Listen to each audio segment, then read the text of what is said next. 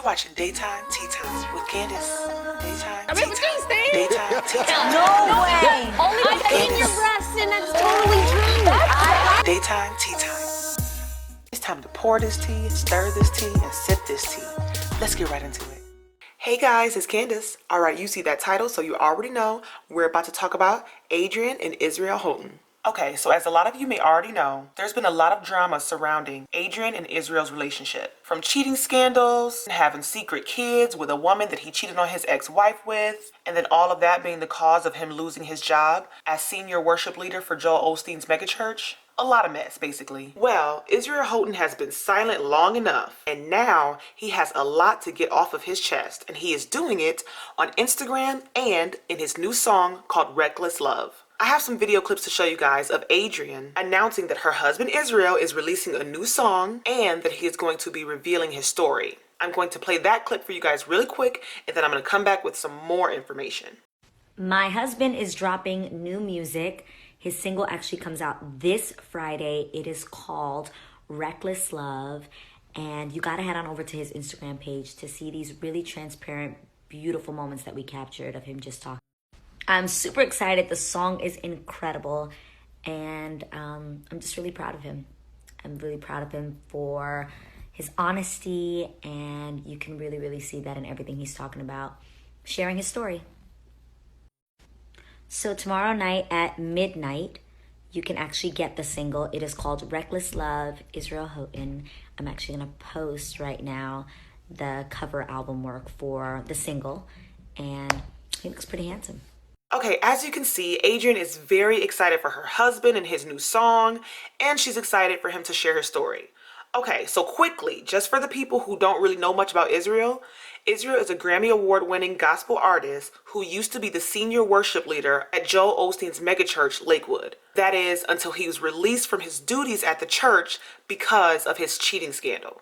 In 2016, Israel Houghton took to social media and announced that him and his wife of over 20 years were divorced officially. And he also admitted to sinning and failing in his marriage. Basically, he cheated on his ex-wife. But what brought a lot of issues was that a few months after that announcement, Israel Houghton was seen on vacation with Adrienne. And from there, social media basically began blaming Adrienne for his divorce. Israel claims that Adrienne had nothing to do with his divorce and that he cheated on his wife years ago, and he had only recently started dating Adrienne. Unfortunately, social media decided to continue with the negative narrative that Adrienne broke up his marriage. So fast forward to now, after years of scrutiny and dealing with these issues, Israel is now opening up about his feelings and everything. Now, for copyright reasons, I can't play you his song, but it's called Reckless Love if you want to go listen to it. But what I do have for you are some video clips of him straight up talking about how he feels about a lot of these issues and how he dealt with it. I'm going to play those clips for you, and then I'm going to come back and tell you what I think about it.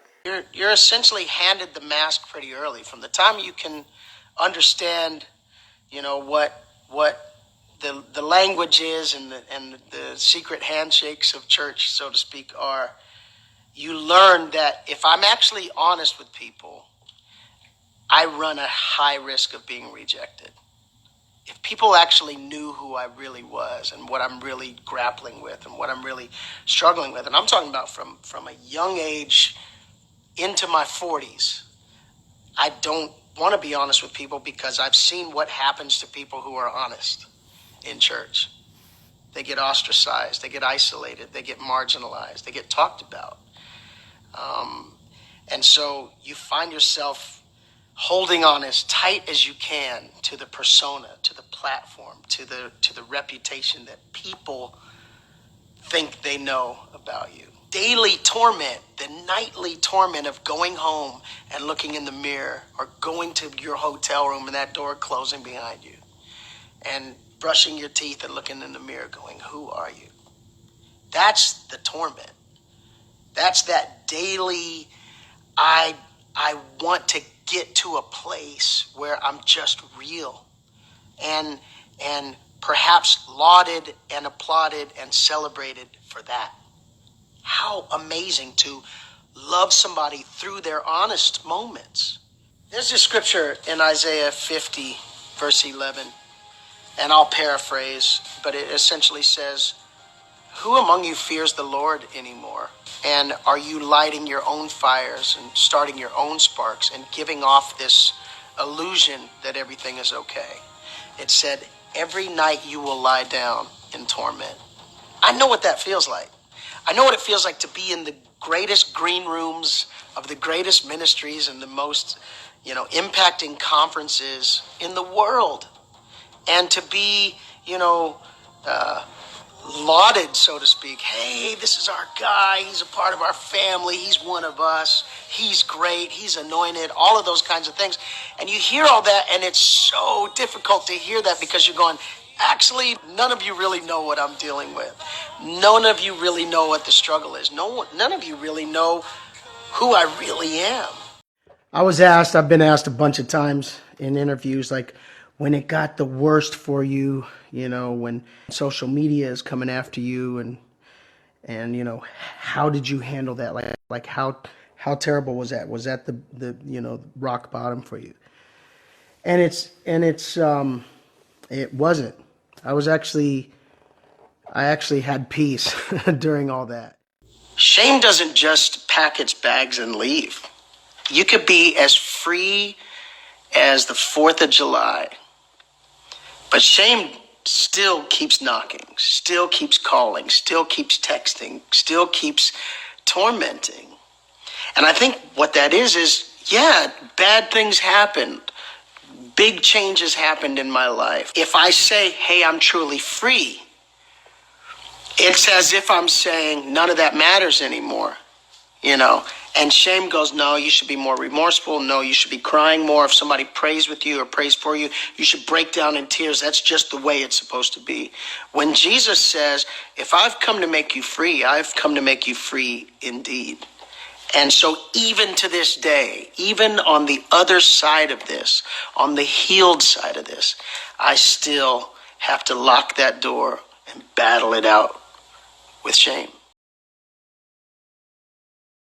Okay, guys, so you heard that. I really appreciated him being very transparent, but at the same time, I feel like he was a little bit vague. I can appreciate and understand what he means as far as wanting to be his true self and wishing he could come clean about who he is and the things he's done without being judged. But at the same time, at least publicly, he still isn't owning up to everything that he's done, which he's not obligated to do. Don't get me wrong. He does not have to tell us anything about his life, but the fact that he's the one that opened up the door when he wrote that long post letting us know that he was divorced, letting us know that he sinned in his marriage, aka cheated on his wife. I feel like now that everyone is judging him and has all these questions, now he's basically leaving us hanging as far as telling us details. Because honestly, the only details that I care about are those 2 children that he allegedly has. He has like a 4-year-old and a 5-year-old with the woman that he cheated on his wife with. I just wish he would speak on that.